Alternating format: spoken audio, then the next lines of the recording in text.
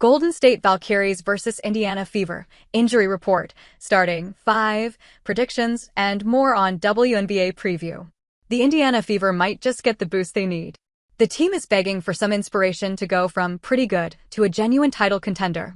While the Fever has improved in the past few games, winning 3 out of their past 5 games, the team needs their phenom, Caitlin Clark, to move to the next level in their development. Clark has been out since June 24th with a left groin injury, missing 5 games on the trot.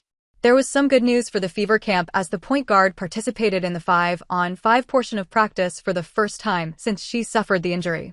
Fever truly needs her as they failed to close out their last game against the Los Angeles Sparks, losing 89-87.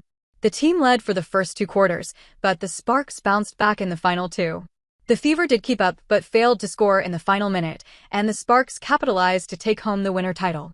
The Fever is next coming up against the team that they lost to while traveling to their fortress in the Bay Area. The Golden State Valkyries are coming off a forgettable game against the Dream, where the ball seemed to be slipping away as they conceded 27 points off turnovers. Both teams have a similar record so far and will be looking to get back to winning ways. Clark's return might just be the turning point for the Fever, but will she be fit and ready to face off against the Vox? Let's find out.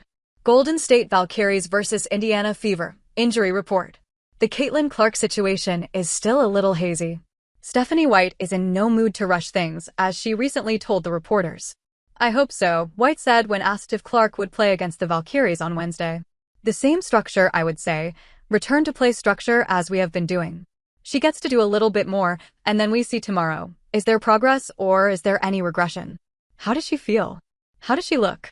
What does recovery look like?" And so this was really the first time we've been able to get around as live action. So, we'll see what it brings tomorrow. Other than Clark, the team has no other names on the injury list, as Damaris Dantas is also expected to return from international duty. Their opponents, Golden State Valkyries, also have a fully fit roster as well, so we can expect a tight contest between the two sides.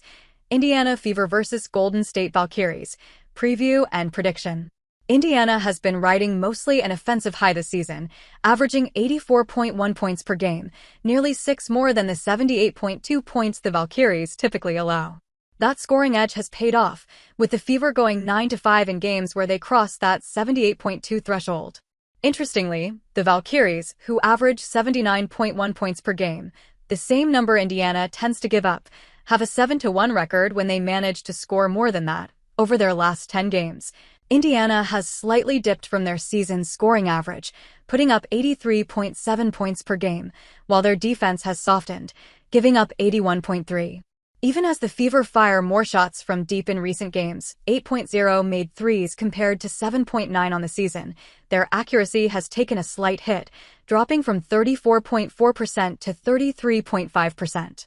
Now, if their defense crumbles, things could change in an instant. That is what happened during their last matchup with the Valkyries.